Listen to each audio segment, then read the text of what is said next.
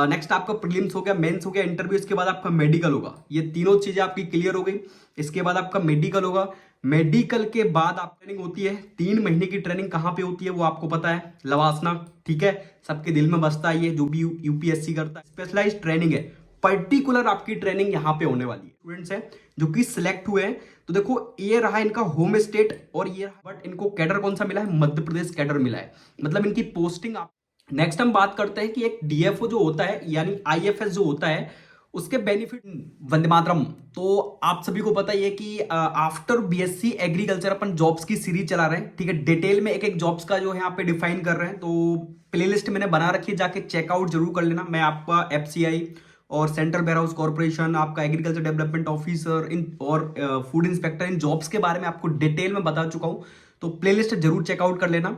आज अपन बात करने वाले यहाँ पे इंडियन फॉरेस्ट सर्विस के बारे में। ठीक है, बहुत सारे स्टूडेंट्स ने बोला भी था कि भैया जरूर इसके बारे में बताना। ठीक है, तो बहुत ही रेपुटेड, आपको तो समझ में आ गया होगा, यूपीएससी से आपकी कंडक्ट होती है। डिटेल में हम बात करेंगे एक एक चीज। ठीक है, मतलब मे बी आपको शायद ही किसी वीडियो में देखने को मिले। तो इंडियन फॉरेस्ट सर्विस आईएफएस, आपको पता है वन अधिकारी के बारे में डिटेल में कुछ टॉपिक मैंने मेंशन कर रखे हैं, टॉपिक के बारे में अपन डिटेल में बात करने वाले हैं। ठीक है, तो वीडियो इन्फॉर्मेटिव लगती है तो वीडियो को लाइक जरूर कर देना और चैनल पर नए तो सब्सक्राइब कर देना, क्योंकि एग्रीकल्चर के स्टूडेंट्स के लिए चैनल आपका बहुत ज्यादा बेनिफिशियल होने वाला है। ठीक है, क्योंकि एक एक जॉब्स आपको पता है, बीएससी एग्रीकल्चर कर रहे हो तो जॉब्स के बारे में जरूर कम से कम पता होना चाहिए, जो भी आपकी फेवरेट जॉब हो। ठीक है, बट आज हम बात करने वाले आपसे इंडियन फॉरेस्ट सर्विस के बारे में। ठीक है, थोड़ा सा हाईएस्ट हो गया है बट बात करने वाले हैं। तो एजुकेशन क्वालिफिकेशन के बारे में बात करेंगे हम। हाईएस्ट और लोएस्ट रैंक की पोस्ट आपकी कौन सी है ये भी हम बात करेंगे। स्टेट में कौन सी है और आपकी सेंट्रल में कौन सी पोस्ट यहाँ पे हाईएस्ट है। नेक्स्ट हम बात करने वाले आपसे एग्जाम पैटर्न के बारे में। ठीक है, इसके बाद सैलरी देखेंगे, पर मंथ कितनी सैलरी रहती है, और बेनिफिट्स इसके देखेंगे भाई कौन कौन से बेनिफिट्स होते हैं। आपके जो डीएफओ होता है आपको पता ही है। ठीक है, डिस्ट्रिक्ट लेवल पर आपका जो अधिकारी बैठता है, आईएफएस जिसको बोलते हैं, डीएफओ भी बोलते हैं। और इसके पावर और वर्क के बारे में बात करेंगे, क्या क्या इसका वर्क होता है, इसके हाथ में कौन कौन सी पावर होती है, कौन कौन से एग्जाम्स आपको देने पड़ते हैं, सिलेक्शन प्रोसेस क्या रहने वाली है, ट्रेनिंग कितने टाइम की ट्रेनिंग पीरियड होती है, जॉब्स लेवल क्या क्या रहने वाला है। डिटेल में हम एक एक चीज को यहाँ पे समझने वाले हैं। ठीक है, तो स्टार्ट करते हैं और सब्सक्राइब जरूर कर लेना भाई। ठीक है, तो सबसे पहले हम बात करते हैं कौन कौन से एग्जाम्स आपको देने होते हैं, है ना। ये अपने लिए इंपॉर्टेंट है। अगर आपके दिमाग में है डीएफओ करना है तो बिल्कुल आप कर सकते हो प्रिपरेशन। आपको पता है यूपीएससी के थ्रू यहाँ पे एग्जाम्स होते हैं, है ना। वो भी मैं बताऊंगा, आपके जो स्टेट लेवल पे एग्जाम होते हैं उनके बारे में भी डिटेल में एक एक चीज बताने वाला हूँ। सबसे पहले कौन कौन से एग्जाम होते हैं, तो क्या आप देखो, आपका यूपीएससी होता है, आपको पता ही है, यूनियन पब्लिक सर्विस कमीशन आपका एग्जाम होता है। इसके थ्रू आपको यहाँ पे डीएफओ या आईएफएस आप बनते हो, है ना।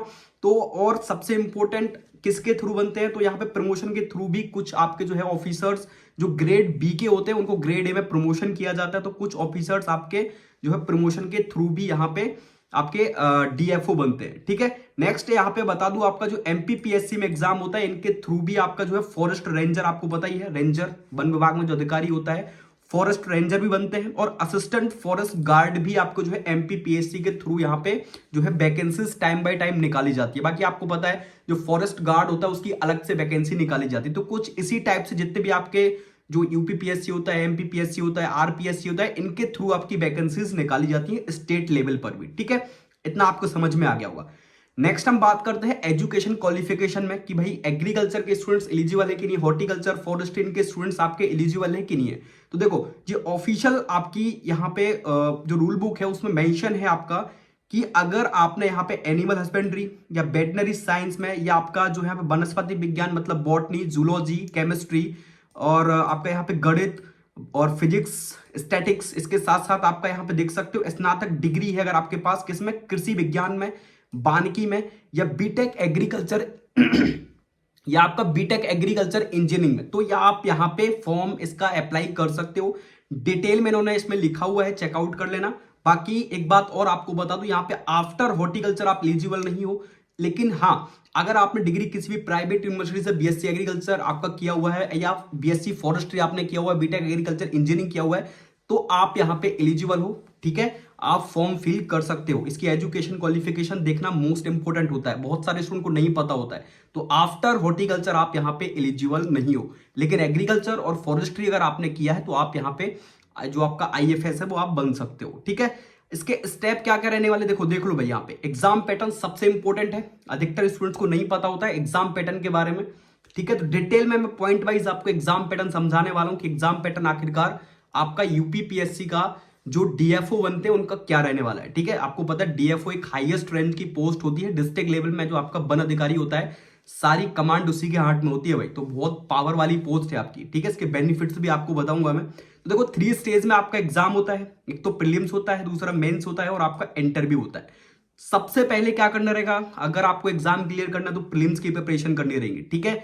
सबसे पहले प्रीलिम्स में आपके 2 पेपर होंगे, पेपर फर्स्ट और पेपर सेकंड, जो कि 200 मार्क्स के आपके पेपर होंगे। टोटल 400 मार्क्स का आपका जो है प्रीलिम्स का पेपर होने वाला है।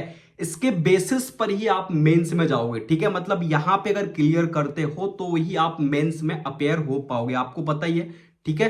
तो सबसे पहले प्रीलिम्स क्लियर करना पड़ेगा। आपका पेपर फर्स्ट और पेपर सेकंड 2 एग्जाम होते हैं, ठीक है।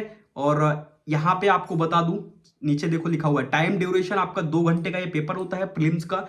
हिंदी और इंग्लिश मीडियम में आपका पेपर आता है। ऑब्जेक्टिव टाइप आपके क्वेश्चन आते हैं प्रीलिम्स में, ठीक है। ऑप्शन रहेंगे, आपको टिक करना रहेगा। 2 घंटे का टाइम आपको मिलेगा। हिंदी और इंग्लिश दोनों मीडियम में रहता है प्रीलिम्स का पेपर। अगर आपने ये क्लियर कर लिया है तो आप मेंस में बैठ पाओगे, मेंस का जो एग्जाम है वो दे पाओगे, ठीक है। अब बात करते हैं हम मेंस की आपका। तो देखो मेंस आपका सेकंड स्टेज हो गया। सेकंड स्टेज में आपके यहाँ पे 2 पेपर होने वाले हैं, पहला पेपर फर्स्ट और पेपर सेकंड, जिनमें आपकी जनरल इंग्लिश आने वाली है और जनरल नॉलेज आने वाली, जो कि 300 मार्क्स के आपके पेपर रहने वाले हैं। ये मतलब नंबर आपको मिलेंगे भाई, ठीक है। 300 मार्क्स के आपका क्वेश्चन आने वाले हैं। यहाँ पे सबसे इंपॉर्टेंट बात, ऑब्जेक्टिव टाइप आपके क्वेश्चन नहीं आते, रिटर्न एग्जाम होता है, मतलब आपको लिखना पड़ेगा, वो भी ऑल टोटल आपका इंग्लिश मीडियम में पेपर आता है। आपको भी डिटेल में नीचे बताऊंगा मैं।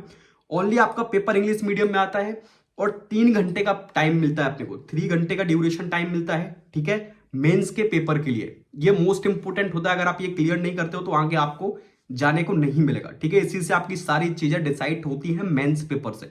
और इसमें सबसे इंपॉर्टेंट आपकी कॉपी तब चेक होगी जब आप इसमें क्वालिफाई करोगे, ठीक है। आपको जो जनरल इंग्लिश जनरल नॉलेज है, अगर आप इसमें क्वालिफाइड करते हो तो ही आपकी यहाँ पे कॉपी चेक होने वाली है, अन्यथा आपकी कॉपी चेक नहीं होगी, ठीक है।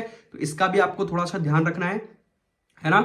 जनरल इंग्लिश और जनरल नॉलेज आपके 300 मार्क्स के आते हैं। नेक्स्ट आपका यहाँ पे ऑप्शनल भी होता है, ठीक है, याद रखना। यहाँ पे ऑप्शनल सब्जेक्ट भी आपका होता है, जो कि आप किस सब्जेक्ट ग्रुप से हो, है ना, ये भी मैटर करता है। आपको तो पता है एग्रीकल्चर से हो तो एग्रीकल्चर बैकग्राउंड के ऑप्शनल सब्जेक्ट आपको चूज करने पड़ेंगे। एनी 2 सब्जेक्ट आप यहाँ पे चूज कर सकते हो ऑप्शनल में, ये भी बात याद रखना। एनी 2 सब्जेक्ट, वो भी आपको बताऊंगा मैं, जो कि 200 मार्क्स का आपका पेपर होगा। टोटल इंग्लिश मीडियम में पेपर होगा। इंग्लिश मीडियम में आपको लिखना पड़ेगा, इंग्लिश में बाकायदा आपको क्वेश्चन मिलेंगे रिटर्न, ठीक है, लिख के, आपको तो पता ही है। तो 2 आपके जो सब्जेक्ट वो कौन कौन से आप चूज कर सकते हो, देखिए इसमें आपको लिखने को मिलेगा, यहाँ पे देख सकते हो, ये आपके सब्जेक्ट रहने वाले हैं ऑप्शनल में। Agriculture, agriculture engineering, animal husbandry and veterinary science, botany, chemistry, engineering, ये आपके forestry, geology, mathematics, mechanical engineering, physics, statics and zoology, ये आपके ऑप्शनल में रहने वाले हैं, ठीक है। लेकिन ऑप्शनल में आप क्या चूज नहीं कर सकते हो वो भी यहाँ पे नीचे लिखा है। आप एग्रीकल्चर और एग्रीकल्चर इंजीनियरिंग ये साथ में चूज नहीं कर सकते हो, ठीक है, क्योंकि आपको 2 सब्जेक्ट चूज करने, लेकिन आप ये सब्जेक्ट चूज कर सकते हो। साथ में आप यहाँ पे एग्रीकल्चर और एनिमल हस्बेंड्री भी चूज नहीं कर सकते हो। आप एग्रीकल्चर फॉरेस्ट्री भी चूज नहीं कर सकते हो साथ में। तो इसका कॉम्बिनेशन थोड़ा सा आपको देखना पड़ेगा मेंस का, ठीक है। जो इन्होंने यहाँ पे लिखा हुआ है ये कॉम्बिनेशन आप चूज नहीं कर सकते हो, बट आपको 2 सब्जेक्ट यहाँ पे चूज करने हैं, ठीक है, मेंस के आपके एग्जाम में। अच्छा एक बात और आपको यहाँ पे बता दूं, सबसे इंपॉर्टेंट, कितने अटेम्प्ट एक जर्नल का स्टूडेंट कितने अटेम्प्ट तक यूपीएससी का पेपर दे सकता है। देखो यहाँ पे आपको बता दूं, यहाँ पे लिखा हुआ है कोई भी आपका ओबीसी या जनरल कैटेगरी का स्टूडेंट है वो यहाँ पे 6 अटेम्प्ट दे सकता है। आपको नहीं पता है तो इसको याद रखना, जिनको पता है बहुत अच्छी बात है। जनरल का और ओबीसी का जो स्टूडेंट है वो आपके यूपीएससी का 6 अटेम्प्ट दे सकता है। और यहाँ पे जो आपका रहने वाला है एससी एसटी कैटेगरी के स्टूडेंट्स वो यहाँ पे 9 अटेम्प्ट आपके दे सकता है यूपीएससी का, ठीक है। अटेम्प्ट आपने देख लिया। नेक्स्ट अगर हम बात करें आपसे सिलेक्शन प्रोसेस का, ये बहुत इंपॉर्टेंट है। इससे आपको सारी जो भी यूपीएससी का रहेगा डीएफओ का सारा सार आपको समझ में आने वाला है, ठीक है। मतलब डीएफओ कैसे किन किन सी प्रोसेस से आपका डीएफओ बना जाता है। सबसे पहले पूरी प्रोसेस मैंने मेंशन कर रखी लास्ट आपके यहाँ पे ट्रेनिंग प्रोग्राम तक की। देखो सबसे पहले प्रीलिम्स, ठीक है, आपको बताइए। नेक्स्ट आपका मेंस, इंटरव्यू, ये सारी चीजें आप क्लियर करते गए, ठीक है, तो बहुत अच्छी बात है भाई। नेक्स्ट आपका प्रीलिम्स हो गया, मेंस हो गया, इंटरव्यू, इसके बाद आपका मेडिकल होगा। ये तीनों चीजें आपकी क्लियर हो गई। इसके बाद आपका मेडिकल होगा, मेडिकल के बाद आपका फिजिकल टेस्ट होने वाला है भाई, ये मोस्ट इंपोर्टेंट होता है फिजिकल टेस्ट। ठीक है, मेडिकल हुआ, फिजिकल होगा। फिजिकल में अगर मेल हो तो आपको यहाँ पे 25 किलोमीटर दौड़ना पड़ेगा। ठीक है, ये भी रहता है। और 14 किलोमीटर अगर आपकी फीमेल है तो उसको दौड़ना पड़ेगा, 4 घंटे में आपको दौड़ना है। ये दिल्ली में आपकी जो है मैराथन होती है दौड़ने के लिए। ठीक है, तो टोटली आपको अगर मेल हो तो 25 किलोमीटर 4 घंटे में कवर करना है, और अगर फीमेल हो तो 14 किलोमीटर 4 घंटे में आपको कवर करना है। इसके बाद नेक्स्ट आपका क्या होता है, जो है पुलिस वेरिफिकेशन।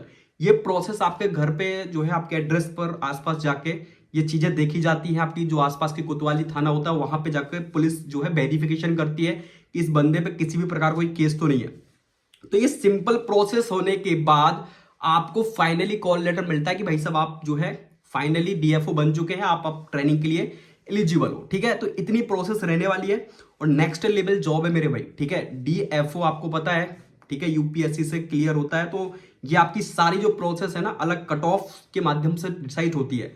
जो प्रीलिम्स का आप एग्जाम देते हो उसके उसी के एग्जाम्स के बेसिस पर, उसके कट ऑफ के बेसिस पर ये सारी चीजें डिसाइड होती है, रैंक के बेसिस पर। ठीक है, तो इसको थोड़ा सा आपको चूज करना है। जब आप पेपर फिल करोगे ना तो आपको वहां पे चूज करना पड़ेगा। ठीक है, वो ग्रुप सब्जेक्ट जो भी रहता है वो आपको जॉब्स वो चूज करनी पड़ती है। तो इस बात का थोड़ा सा आपको ध्यान रखना है। ये सिलेक्शन प्रोसेस आपकी कंप्लीट हो गई, इतनी प्रोसेस रहती है ना।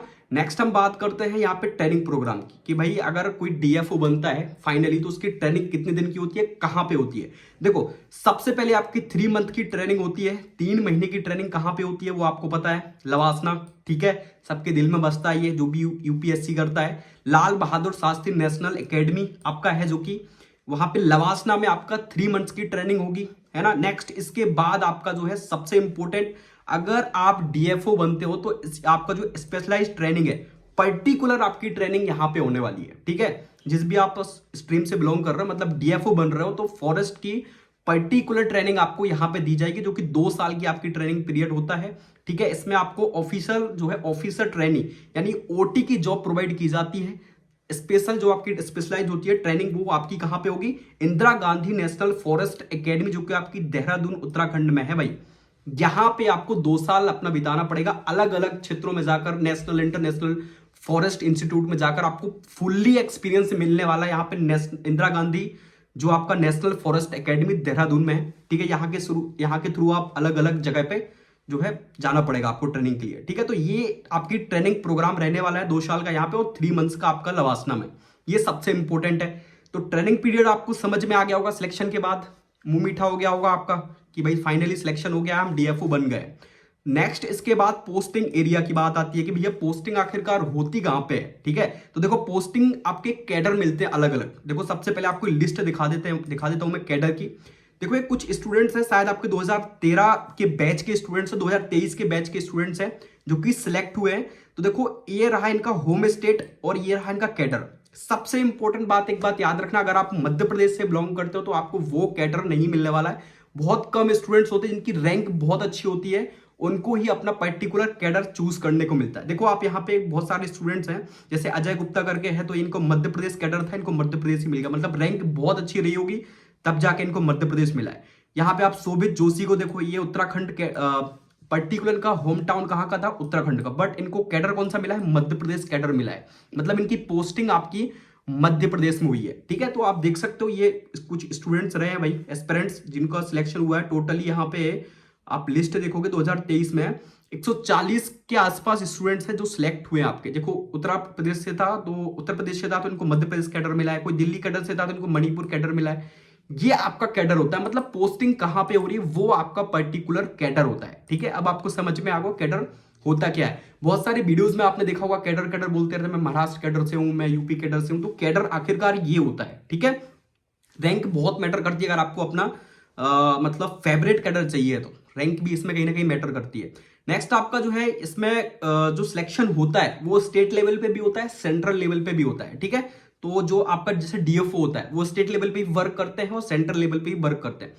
पर्टिकुलर जो डीएफओ होता है उसका यही मतलब नहीं होता कि वो ओनली आपका, जैसे अगर सिलेक्शन होता है तो उसके पास ऑप्शंस होते हैं। ठीक है, आपके एक टाइम पीरियड, जॉब्स में एक टाइम पीरियड के बाद उसके पास ऑप्शंस होते हैं भी किस फील्ड में जाना चाह रहा है वो आदमी। ठीक है, उसके पास ऑप्शंस होते हैं। तो ये सेंट्रल लेवल में भी जा सकता है और आपका जो है स्टेट लेवल में भी जा सकता है। ठीक है, एज लिमिट की बात कर लेते हैं भाई कि आखिरकार एज लिमिट क्या होती है अगर डीएफओ बनना है। तो देखो एज लिमिट में टोटली मेंशन किया, मिनिमम आपका 21 ईयर्स और मैक्सिमम यहां पे आपको देखने को मिल जाएगा 32 ईयर्स, मतलब 32 साल से कम होना चाहिए अगर आपको डीएफओ बनना है तो। ठीक है, और एलिजिबिलिटी क्राइटेरिया मैंने आपको बता ही दिया है। तो थोड़ा बहुत यहाँ पे आपको पढ़ना पड़ेगा भाई, मेहनत तो करनी पड़ेगी। जो बंदा 8 घंटे 7 घंटे मिनिमम डेली का अगर एवरेज निकालता है तो वो आराम से, देखो पढ़ना दिमाग पे भी मैटर करता है, किस प्रोसेस से किस पैटर्न से आप पढ़ रहे हो और किस टेक्निक से पढ़ रहे हो, वो बहुत मैटर करता है। ना कि ये मैटर करता है कि आप कुर्सी पे 8 घंटे बैठ रहे हो, वो मैटर नहीं करता है। ठीक है, मैटर वो करता है कि आप किस टिप्स और किस टेक्निक से पढ़ रहे हो। ठीक है, और आपने पर्सनल अपने जो है नोट्स कैसे बनाए हैं, किस टाइप से नोट्स बनाए हैं। ठीक है, कोई उसी चीज को बहुत लंबे में लिखता है, कोई उसी चीज को एक डायग्राम के थ्रू समझने की कोशिश करता है, तो वो एक प्रोसेस होती है। ठीक है, तो वही मैटर करती है सारी चीजें। और आप देख ही सकते हो 21 और 32 मैक्सिमम एज लिमिट है आपकी अगर आपको बनना है यहाँ पे डीएफओ। ठीक है, नेक्स्ट आपकी सैलरी की बात करूं मैं यहाँ पे, तो ग्रेड पे आपका 10 लागू होता है शुरुआती स्टेजेस में। जैसे आप पोस्टिंग करोगे तो आपकी ग्रेड पे 10 मतलब 56,000 के आसपास आपको यहाँ पे सैलरी मिलने वाली है आपको। 56,000 मतलब ठीक है, आराम से, है ना। और इसके साथ साथ आपकी हाईएस्ट जो ग्रेड पे है, हाईएस्ट ग्रेड पे मतलब सबसे अधिकतम सैलरी किसको मिलती है, तो आप देख सकते हो 2,25,000 पर मंथ आपकी सैलरी जाती है डीएफओ में, हाईएस्ट ग्रेड पे 17 आपका लागू हो जाता है। ठीक है, तो पर मंथ आपकी ये सैलरी है, ये भी आप देख लो, मोस्ट इंपोर्टेंट है, जो कि स्टूडेंट्स को डाउट होता है। सैलरी भी आपको बता दिया है। नेक्स्ट हम बात करते हैं कि एक डीएफओ जो होता है यानी आईएफएस जो होता है, उसके बेनिफिट्स क्या क्या है भाई जॉब में अगर वो सिलेक्ट हो जाता है। तो देखो आपको पता ही है, पर्सनल हाउस उसको मिलता है, पर्सनल ड्राइवर उसको मिलता है, पर्सनल कार उसको मिलती है। सिक्योरिटी के लिए अगर कभी कोई सिक्योरिटी थ्रेट्स आपके आते हैं तो सिक्योरिटी गार्ड्स भी आपको मिलते हैं भाई, प्रोवाइड किए जाते हैं आपकी सिक्योरिटी के लिए। बाकी ड्राइवर, आपको हाउस और बहुत सारी चीजें यार फ्री मिलती है। ठीक है, आपको तो पता ही है जॉब क्योंकि बहुत नेक्स्ट लेवल है। आईएएस के बाद आपका सेकंड पोस्ट जो है डीएफओ मान सकते हैं आप, है ना, क्योंकि बहुत हाईएस्ट रैंक की पोस्ट है। कोई बंदा यूपीएससी से अगर आता है तो वो मामूली आदमी नहीं आता है भाई, यूपीएससी से हाईएस्ट रैंक और थोड़ा सा दिमाग के लेवल के स्टूडेंट्स और बंदे आते हैं भाई पढ़, जो है आपकी एग्जाम्स को क्लियर करके। ठीक है, आप समझ रहे होगे मेरी भावनाओं को मैं क्या बोलना चाह रहा हूँ। तो ये टोटल है वर्क। अगर आप देखो कि एक आईएफएस का वर्क क्या होता है, तो आईएफएस का वर्क आपका सिंपल वर्क पावर में जितनी भी नेशनल आपकी पॉलिसीज होती हैं उनको प्रॉपरली आपका लागू करना है, स्टेट में वो चल रही है कि नहीं चल रही है। ठीक है, उनको देखना, लागू करना अपने तरीके से, या फिर जो नेशनल राष्ट्रीय योजना पॉलिसीज में लिखा हुआ है वो इम्प्लीमेंट करना। फॉरेस्ट, बर्ड लाइफ और एनवायरमेंट के लॉ जो मेंटेन करना उनको जंगल में प्रॉपरली। और एक डिस्ट्रिक्ट फॉरेस्ट्री, क्योंकि डिस्ट्रिक्ट लेवल की आपका जो है डीएफओ डिस्ट्रिक्ट लेवल पे आपका पोस्टिंग होती है, तो इसमें पूरे डिस्ट्रिक्ट, पूरे जिले की आपके पास कमांड होती है भाई, है ना। अच्छा खासा पावर वाला ऑफिसर होता है डीएफओ, आपको पता ही है। तो डिस्ट्रिक्ट लेवल पे आपको सारी सिक्योरिटी मेंटेन करनी पड़ती है भाई फॉरेस्ट्री की, कहीं कुछ मतलब आपके जो है यहाँ पे जंगल की कटाई फालतू तो नहीं हो रही। तो ये सारी चीजें आपको थोड़ा देखनी पड़ती है क्योंकि डीएफओ तो डीएफओ है भाई। नेक्स्ट आप देखो यहाँ पे, तो पावर की बात करूं तो ये सारे इनके नीचे होते हैं। आपका फॉरेस्ट रेंजर होता है, इनके नीचे होते हैं असिस्टेंट फॉरेस्ट ऑफिसर, असिस्टेंट जो फॉरेस्ट गार्ड होते हैं, ये सारे नीचे होते हैं भाई। इनके जितने भी फॉरेस्ट के ऑफिसर होते हैं आपके डिस्ट्रिक्ट लेवल पर, वो डीएफओ से सारे नीचे आते हैं भाई। ठीक है, बाकी आपकी ये भी बहुत अच्छी पोस्ट है फॉरेस्ट रेंजर की। ठीक है, बहुत अच्छी पोस्ट मानी जाती है। बाकी आप यहाँ पे देख ही सकते हो। और अगर मैं आपसे बात करूं यहाँ पे जॉब से लेवल का कि पोस्टिंग किस टाइप से होती है, देखो सबसे हाईएस्ट पोस्ट आपकी स्टेट में सबसे हाईएस्ट पोस्ट कौन सी होती है, तो वो होती है प्रिंसिपल चीफ कंजर्वेटर ऑफ जो है फॉरेस्ट। ये सबसे स्टेट में सबसे हाईएस्ट पोस्ट मानी जाती है आपकी, है ना। ये डीएफओ से भी आपका पावरफुल आदमी होता है, principal chief conservator of forest, सबसे हाईएस्ट पोस्ट है ये। सेंट्रल में सबसे हाईएस्ट पोस्ट आपकी होती है वो है डायरेक्टर जनरल ऑफ फॉरेस्ट, ये सबसे हाईएस्ट पोस्ट है आपकी सेंट्रल में डीएफओ। ठीक है, आपको पता है डायरेक्टर सेंटर ऑफ फॉरेस्ट। आपको तो सारी चीजें यहाँ पे समझ में आ गया होगा, मैं एक एक चीज को मेंशन कर रखा है भाई ताकि आपको किसी भी प्रकार में कोई प्रॉब्लम ना आए, सब कुछ मेंशन कर रखा है मैंने एक एक चीज। अब आपसे बात करते हैं मैं सिलेबस की। देखो सिलेबस आपको ऑफिशियली इनकी लिस्ट में मेंशन है, आप चेकआउट करोगे आपको सब कुछ इनकी लिस्ट में देखने को मिल जाएगा। देखो आप यहाँ पे सबसे पहले किसकी बात कर लेते हैं, पर्सनालिटी टेस्ट हो गया, आपका इंटरव्यू भी होता है भाई, इसमें 300 मार्क्स का आपका इंटरव्यू होता है, ठीक है। इसका भी आपको थोड़ा सा याद रखना है, इंटरव्यू शायद मैंने यहाँ पे मेंशन करना नहीं कर पाया हूँ, बट इंटरव्यू आपका 300 मार्क्स का होता है, ठीक है। तो वो बिल्कुल नॉर्मल तरीके से होता है, जैसे एक आईएएस का इंटरव्यू होता है वैसे ही आपका इंटरव्यू होता है, ठीक है। लेकिन आप जिस स्ट्रीम से, जिस बैकग्राउंड से रहोगे, तो क्वेश्चन उसी टाइप के आपसे आस्क किए जाएंगे, ठीक है। तो इसका भी थोड़ा सा आपको ध्यान रखना पड़ेगा, है ना। 300 मार्क्स का आपका इंटरव्यू होता है, इसमें सब कुछ मेंशन है पीडीएफ में, मैं लिंक आपको डिस्क्रिप्शन में दे दूंगा, ऑफिशियली लिंक। बाकी आप सिलेबस इनका ऑफिशियली चेक कर सकते हो, सब कुछ मेंशन है भाई यहाँ पे, एक एक चीज इन्होंने इस पीडीएफ में लिख रखा है, क्योंकि आपको पता है यूपीएससी है, कोई मामूली चीज तो है नहीं। देखो यहाँ पे ये लिखा हुआ है सिलेबस दिस एग्जाम, तो सिलेबस आपका ये लिखा है, प्रीलिम्स का पूरा सिलेबस है, ये देख सकते हो आप, 200 मार्क्स 2 आवर्स। ये प्रीलिम्स का पूरा आपका सिलेबस है, पार्ट ए और पार्ट बी, मेंस का भी मेंशन कर रखा है, सब कुछ। आप ऑप्शनल अगर आपका एग्रीकल्चर है तो एग्रीकल्चर का सिलेबस भी पूरा मेंशन है, आप इसको एक बार जरूर चेकआउट कर लेना, ठीक है। बाकी मैंने आपको डिटेल में बता दिया है भाई, है ना। नेक्स्ट आपका पीडीएफ में यहाँ पे सारी जॉब्स, पोस्ट और यहाँ पे पावर वर्क्स मैंने बता दिया है, ठीक है, क्या क्या रहने वाला है। बाकी आपका बहुत बहुत धन्यवाद वीडियोस देखने के लिए, और इसको एक चैनल को एक बार सब्सक्राइब जरूर कर देना, वीडियो को लाइक कर देना। अगर आपने कुछ भी वीडियो से सीखा हो तो प्लीज सभी से रिक्वेस्ट है, एक बार लाइक जरूर कर देना।